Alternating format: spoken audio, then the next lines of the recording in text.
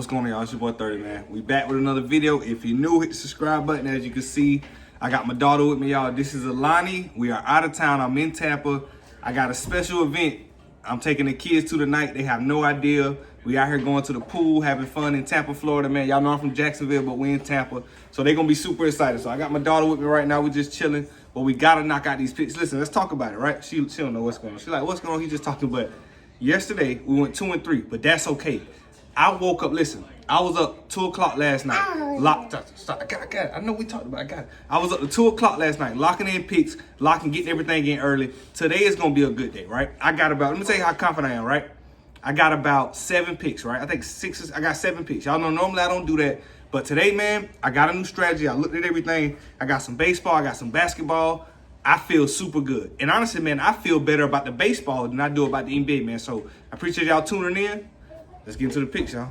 I had to put her down. She was tripping. She was going crazy. You gonna sit up with me and do the video, or you gonna run out on me? Which one is gonna be? Nah, but first bet of the video, right? We going back with the prop. We cashed this, I think in game.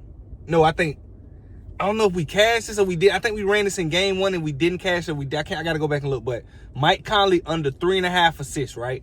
What it was, we ran the threes last game. He ended up with exactly 2 threes. That's what killed us. But Mike Conley under 3.5 assists is minus 140 odds. It's already like minus 175, minus 180 on other books already. I don't see a situation where he ends up getting 4 assists. I just don't see it. With a game where Ant realizes that he has to be ultra aggressive. He's the primary ball handler. So just like game 3 at home, Mike Conley is kind of going to be on the receiving end or catch and shoot, a lot of catch and shoot shots. He took about 5 threes. He only hit 2, but for us, we had him under 1.5. Of course, he hit exactly 2 and killed us on the bet, but it is what it is. New day, new bet. So Mike Conley under 3.5 assists at home. He has a veteran feel for them, veteran leadership, but at home, it doesn't show up as much as it does on the road. So on the road, I might take him for the assist because he's going to do a lot more on the road because he feel like he has to. It's more of a mentality thing, him being a guy that's been playing a long time. It's more feeling like he has to. So Mike Conley under 3.5 assists. Let's get to the next one. Second bet of the day, right? And I have to say this. I have to be serious. This is my favorite pick of the day. This is completely free. Thunder team total over 109.5. I think we ran this bet. Don't quote me. I think we ran this bet a lot of times this year. I'm almost willing to say more times than not we have an 80% hit rate when we run this bet. It's not every day that the Thunder do not score over 109 points. They average like 117 on the regular season, right? But this is my thinking, right? The reason why I'm so confident is that, last game they got blew out. Everybody gonna be overreacting. But think about this. They scored 14 points in the first quarter and still ended up with 101 points. Think about that. So literally, they scored 14 points and ended up 9 points away from smashing this line. How bad they played, how bad they shot, how bad they were completely, even with the starters sitting. So that let me know, even if the starters didn't sit in the fourth, they would have smashed this 109 total, even with playing 14 minutes. Even by losing by 50, they still would have went over this 109 total last game if the starters would have finished in the fourth. Think about it. So it doesn't matter who wins this game. The Thunder will not score under 100 or get close to it again. They're scoring 109 over this easy. They're going to score like 115, 120. So next bet, lock of the day, Thunder over 109 total points. Let's get into the next one. Our next bet, right? Sticking with that same game. I told y'all, we're going NBA heavy and we got some baseball coming up, but we're going to lock in today. It's going to be do or die day today, but SGA over 11.5 assists and rebounds, right? This is my thinking, right? So it's almost like I don't know if they waited till they got back to Minnesota to do it. Was this the scout report, or did they just mimic what the Thunder been doing to Anthony Edwards? But now when Shea comes off the pick and roll, they're blitzing him and shooting at him, forcing him to pass it. So a lot of times when he kicks it to a big man like Chet or somebody, they'll kick it to somebody on the extra pass. So he might get a lot of hockey assists, but I still think he's going to get a lot of assists and rebounds because when they trap him, they're going to be shooting it to open. He's going to be kicking it to open shooters, or he's going to be coming off the pick faster, getting in the lane, penetrating. Because he's not getting the foul calls he got at home in Oklahoma City. So he's going to get slapped a bunch of times. They're going to let him rough him up. He's going to have to kick it to Lou Dort or Casey Wallace or Jalen Williams for open shots. Or Isaiah Hartenstein. You know he's going to get 3 or 4 little floater pusher shots. That's going to happen no matter what. I just got to hope it come from SGA. So SGA over 11.5 assists and rebounds. He's going to get about 5 or 6 rebounds in this spot. But it's really predicated because I think he's going to end up with about 6 or 7 assists. In a matchup like this, I would never fade SGA's points. But if I ever thought about fading his points, I would take his assist and rebounds in a game like this. I think it just fits that. Desperation game. Minnesota's going to say, you know what? We're just going to do the same thing we did in game 3 and go at him. We could tie the series up going back. Whether it's true or not, they're going to do it. So they're going to blitz him, play the same way. It's up to SGA to adapt. He's not going to be shooting over 4 people. He's not going to do what Ant did. He's just not going to do it. So, but SGA over 11.5 assists and rebounds. Let's get into the next one. Next bet. Simple 2-man for the same game. Only one basketball game. Y'all know what's going on. So, Jalen Williams 4 assists, right? I know you're thinking 30. You just took SGA assists and rebounds, but it's okay. I didn't take just SGA assists by itself because I think him and Jalen Williams going to contribute the ball, facilitate the ball a lot to a lot of guys. So instead, we took SGA assists and rebounds. But for this one, on the alternate line, Jalen Williams, I think his line is like 5.5, no, 4.5. I think it's 5 or 4, whatever. We bumped it down, take it 4.5, right? We just trying to get plus money, W money. So dropped it down, take it 4.5. I'll take it 4. Jalen Williams 4 assists, and then a total over 214.5, right? I'm pissed because last night when I was gonna lock it in, I caught it at it was at 214, and that 0.5 matters, which it don't really matter in this case because if I took it at 214 to go over, and they ended at 2, I can either get a push, a tie, or lose by 0.5. So, but it's still good. I think they score 120 in this spot.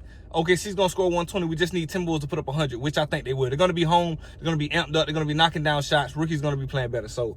Jalen Williams 4 assists. Jalen Williams 4 assists, and then the total for the whole game over 214.5. Let's get into the next one. Ladder challenge, right? I had a dream about this, right? We're going back day 1 of the ladder challenge, right? And we doing runs. And I'm gonna say this before I get into it. If in the event that we don't at least make it to day 5 with this ladder challenge, I think I'm gonna switch from doing runs. Somebody told me to look into like either stolen bases or RBIs or hit stuff like that. So I'm gonna look into something else if this don't happen, if this don't work, if we don't get to day 5. But I think we're gonna get to day 5 because I'm trying a new strategy. I want to see if it's gonna work. So we're gonna take 2 guys not to get a run like we always do. So we got these 2 guys not to get a run. Pretty much, man, you know the same formula. Look for games where I don't think it's gonna be too much great pitching, too many great runs. But also, I'm gonna try if I can to try to pick 2 players on teams that's on away. That's not at home. I'm not sure I got it too much today because I was trying to get in there last night on day 1. But most of the time, I'm going to do great pitching, teams that don't score a lot of runs, and also away teams because you just perform, especially these type of guys, lower end at the bottom of the batting lineup when I pick them. A lot of these guys, if they be home, they'll get a run like the 7th or the 8th inning. Something crazy, you know what I mean? But if they're on the road, they don't play that well. These guys are not household names. They're not superstars. So day 1, $20 and $30. These guys did not get a run. Let's get into the next one. Back to baseball. Simple 2-leg, minus 128. Something simple. Y'all know I told y'all, if you got 2 legs and it's still minus 128, something simple. You just want to win is green. So minus 128 is great odds. We'll take that. So first leg, right? Mets money line against the White Sox. Listen, I don't have to say this. Mets about to kill the White Sox. You know, this isn't a situation where the Yankees lose to the damn Oakland Athletics. It ain't a situation where one team that's supposed to win just completely wets the bed.